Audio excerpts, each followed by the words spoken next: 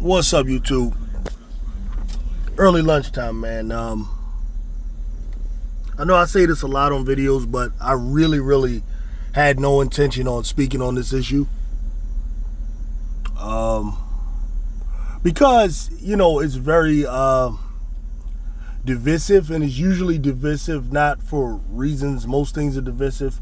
It's primarily divisive due to ignorance of people.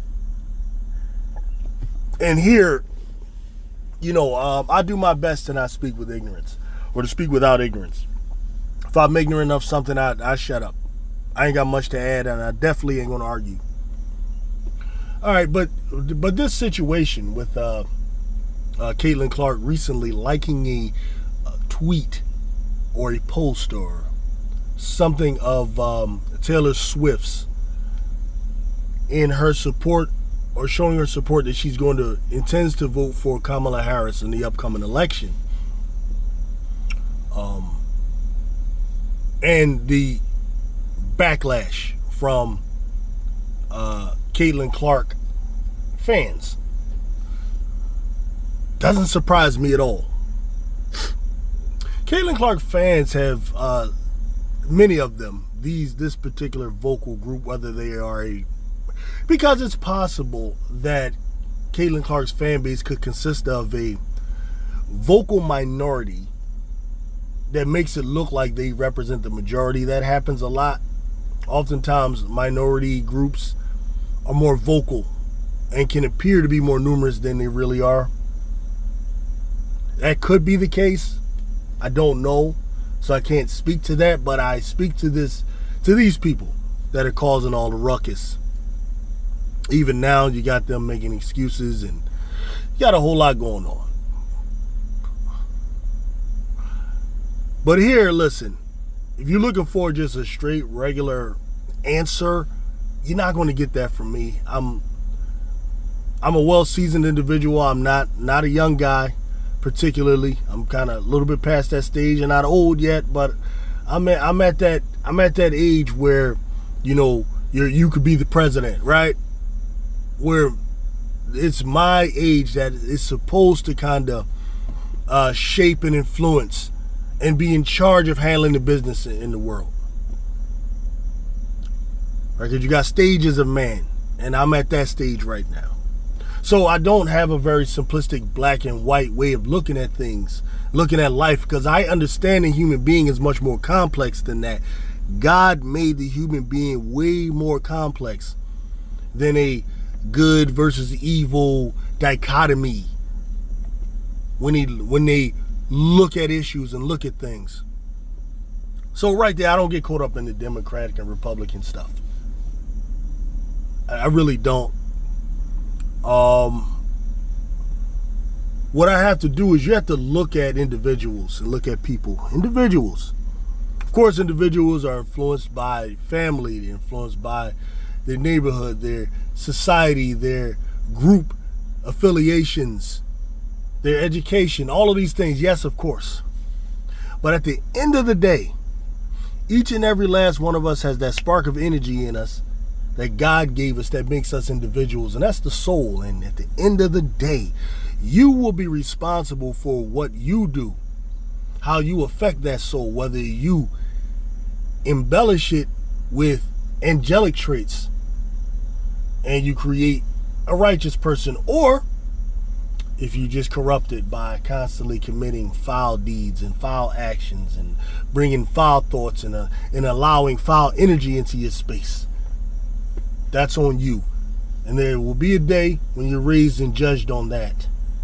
This is my belief.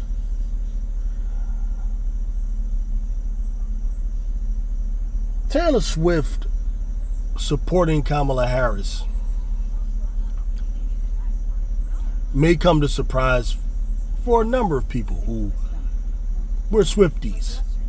Swifties being fans of hers who not only admire the music, but take it a little bit further, admire the person, aspire to be like the person, view her and her image as being a model that they want their children to follow, a model that they think other human beings should follow. which is one of the problems with our society in general, which I'll get into probably some other time. Because the idea of a role model is important. It truly is. It's very important. But Americans, we're far from that. There was a time when the president, that office, the person who held that office, was supposed to embody the highest morals that Americans feel like human beings should aspire to. That was once the role. This role was fulfilled by men like George Washington. Despite what you think of him in terms of maybe his interests when it comes to, money, and even his engaging in, slave ownership, which was a common practice at the time, George Washington, for the most part, was seen as an upright individual who was law-abiding, who was not a liar. Or was it Abe Lincoln was supposed to be the guy that never lied? Whatever. We grew up with these stories and tales of George Washington chopping down the cherry tree and all of these different things. This was something that Americans valued. Americans now have moved past that. The whole office of the presidency has been relegated, has been decimated from that standpoint. Right now, nobody cares about how a president carries themselves, how they represent us as a whole, Americans. That's no longer a thing now. People look past that now. Taylor Swift didn't look past that. Taylor Swift is big time affected by Donald Trump, or she's bothered by the way he carries himself. She's bothered by the fact that this guy, just like many others, this guy is supposed to represent the American people up there carrying himself, speaking in that way, speaking ignorantly, uneducated when it comes to world politics, when it comes to policy. Some people are affected by that. And you shouldn't be surprised that Taylor would go Democratic, all right? Taylor Swift is a Pennsylvanian. I know many of you, maybe from down south or Midwest or whatever, especially you Caucasian people, a lot of you like to claim these people and assume that these people think like you and are like you. And you need to get off of that. You're not that important. And this goes for anybody, to assume that other people think like you, that you're some standard by which others need to be judged. You got to get off of that. That's an ego thing. That's an ego thing that you got going on. That has nothing to do with Taylor Swift. Taylor Swift is a Pennsylvanian. Pennsylvanians, by and large, are conservative people, if you're talking about especially in the eastern part. However, their conservatism is not connected to the conservatism you might think. Pennsylvania, from its inception, was established by Dutch and Quaker settlers. Dutch and Quaker settlers. There's a big Mennonite tradition, which is the church of the Amish. These were many of the settlers here. To this very day, if you go to get married down in Pennsylvania at City Hall, and you get a marriage certificate, you have a choice that you take the standard American marriage, or you could pay for a Quaker marriage, which has different laws and conditions under it. You see, because those people, they're not affected by the nonsense you're affected by. You see many of the laws now where judges are just awarding sometimes unfairly seeming women all types of money, taking it from the man. Man can't see the kids, and all of these different things and ways that they manipulate.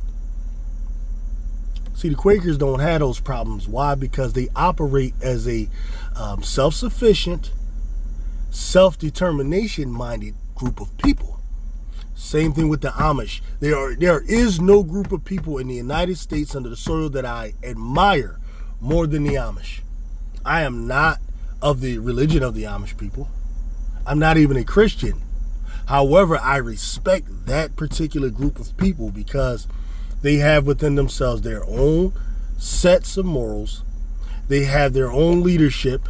They have their own aspirations. They produce their own food. They produce their own jobs. They employ their own people. They take care of their own families. They protect their own. That's a healthy group of people. But understand this here. This is the origin of many of the people of Pennsylvania, especially when you talk about the western part. The eastern part, excuse me. No, the western part, I'm sorry. When we move east, you're talking about Philadelphia. Philadelphia. Oh, Philadelphia, we already know what Philly's about. Philadelphia has always been that city. Has always been that place. That's just not about the bullshit.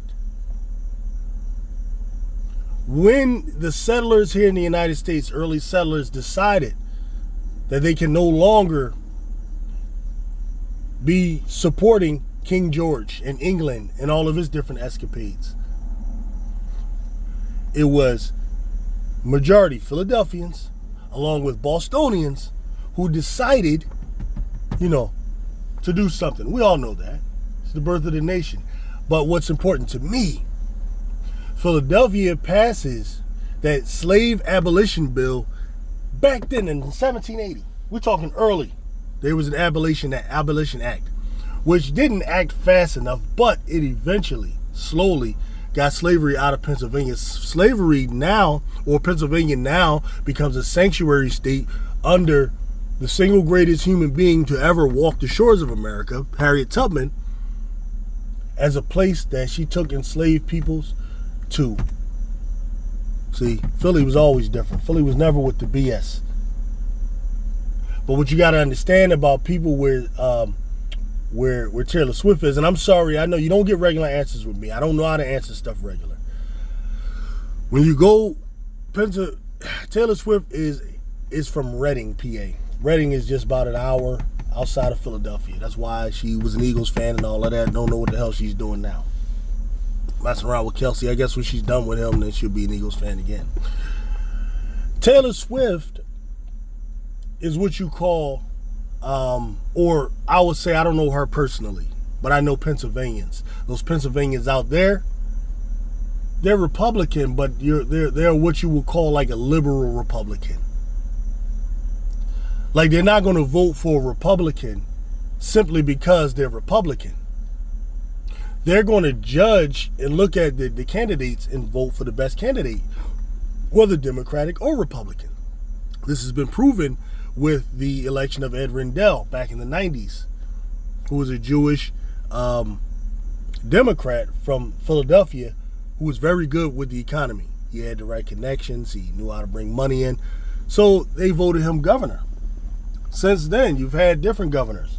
Right now, Shapiro is a Democratic governor of Pennsylvania. So you got to understand the mentality of Pennsylvanians. That's why it's not a surprise to me that Taylor Swift, when she sees Donald Trump up there looking like a freaking idiot, talking to Kamala Harris, despite the fact that you may or may not disagree with Trump or Kamala. That's not my point. My point is Trump's presentation is below standard for someone that is supposed to represent what many believe to be the greatest country on earth. He's below standard. And the Republican Party should be ashamed of themselves that that's the best they have to put forth because they believe he's the only one that can win. That's pathetic. It's pathetic. But many of you will still hold on. Why? Because many of you have this this view of the world that you have the power or you have the authority to put forth your particular viewpoint and ideology and force others to follow it. That's the problem you're dealing with right now. You think this should be this utopian Christian nation, which is weird to me because many of you who adhere to this, you're not like the Amish. The Amish people are dedicated to a woman and a man not having sexual relations until they're married. So that's what they make sure they practice. That I can respect. Many of you people, on the other hand, You want to have boyfriends, you want to have girlfriends, you want to have these 5-year-long engagement periods, and you think you're practicing Christianity. Nobody respects that. If you're going to do it all. Do it all. Accept it wholeheartedly. But also accept this is not a Christian utopia. If you look at George Washington and Thomas Jefferson and most of these guys were theists. Not to say they don't believe in God, but they were not dedicated to the establishment of any Christian church. I mean, you could argue some of them were more Christian than the others, John Adams and so on. But for the most part, no, that was not what they pushed. And part of that was to distinguish themselves from the old country, England. Okay? So it's no surprise Taylor Swift did that. Western Pennsylvanians, they'll go Democrat, they'll go Republican, depending on what's offered there. And then the second mistake you people make is with regards to Caitlin Clark. This assumption that Caitlin Clark is some Bible-thumping Christian lady who loves Trump. Where did you ever get this from? Oh, I know. It's from the ego. From the deluded ego. When the ego is propped up, is in a bad spot, and then is full of bad information and delusion, that's what you have. You start to see Caitlin Clark in your image. Not the image she's presenting, but in your image. That's the problem many of you have. I told you for a long time, you got mental problems. Many of you do. You assumed that Caitlin Clark was a Republican based on this belief that you maybe have of Iowa, when in reality, Iowa has 2,083,979 registered voters. Of those registered voters, 34% are Republican, 30% are Democrat, and 34% claim to be unaffiliated. So there's just about as many Democrats as Republicans in Iowa, according to the numbers. Which means Caitlin Clark has just as much a chance as being unaffiliated or being a Democrat as she does as being a Republican. But no, you want to assume she's a Republican, Bible-thumping Trump supporter. Oh, man. So that's number one. Secondly, what Caitlin Clark had actually said when asked about it was she emphasized what she believed is the importance of voting, whether you're Democrat or Republican. That's what she pushed, which is what she should be pushing. She is not a political science major. She is not a political analyst. She is not a, teacher of politics. She should not be pushing a particular candidate openly. I mean, unless she just wants to, and that's just her right to do so, but she has every right to answer the way she answered, and no one should have a problem with that. You should not be projecting that just because, it's possible to vote for a Democrat without believing in abortions, for example. That is possible. But some people, just some people, look at abortion like this. That they them personally would never do it or have it done or pay for someone to do it. However, that's enough for them. There is an idea of, I'm against abortion, so I'm not going to do abortions. Or I'm not going to pay for abortions. Whereas, if you're going to do it as my neighbor or as just another fellow human being, you know what I can do? I can give you advice. sir or ma'am, I think it would be better for you not to do that. Think about that child. I'm a person with children, and sometimes, when your wife is pregnant or your girl's pregnant or whatever, or if you're a woman, you're pregnant, at the time it seems like something you don't want to do. But then once the child is there, you never regret them. You never regret them. Right? In other words, the most you can do is advise people, man. You don't have no authority to force someone to believe something or shun them for not believing it or anything like that. And then you can't claim it's like you can claim it's a divine right, but right now you have to be real and acknowledge that this is not a country that is structured based on divine law. It isn't.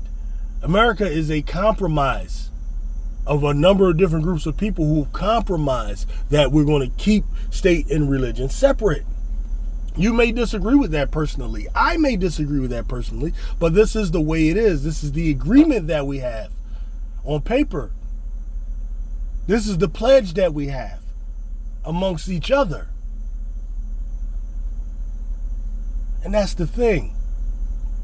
It's individuals overstepping the bounds, believing that they have some authority to judge someone else and tell them they shouldn't do this or shouldn't do that, when what that person is doing doesn't affect you. And I know it sounds harsh, but trust me, your neighbor getting an abortion does not affect you and your soul and your state on the day of judgment when you're raised before God, because I'm assuming you're a God-believing person, because those are the people that seem to be mostly against abortion. I'm just saying. Don't hate me. Don't kill me. Don't get rid of me. I'm just saying. You got to live in a way that... But we're getting away. We're getting away from the point. The point is, just because Caitlin Clark is deciding to vote for Kamala does not necessarily mean she supports abortion and everything Kamala supports and all of that. Doesn't mean that. And she didn't even, and again, as we said again, she didn't even say she supports her. She supports people's right to vote. In the political sphere, she's just not being a radical. And that's fine. She has every right to do that. What is it with you people, man? What is it with y'all? Thinking people have to think the way y'all think. I need y'all, man, to go and study the whole history that took place, leading up to that Second World War. For real. Study Adolf Hitler. Study his philosophy and what he taught, how he built what he built, man. And then do some soul searching. Do some soul searching, man. I don't know, man. I don't know. I do know I need to get to work, so. Tonight we got the Aces and the Fever, and I expect the Aces to win again. I just think the Fever are a horrible matchup for the Aces. The way they want to play fast, the Aces are all about that. And then number 2, you have Angel Wilson, and nobody is as good as she is in a game that she's locked in the game that she wants bad. And then the type of teammates that she has the type of teammates that are not going to allow another player to show Asia up. Asia's the best leader in the league. We just look at the way her teammates love her. Some of you people's favorite player can learn something from that. So let me just roll on out of here, man. I get with y'all. Peace.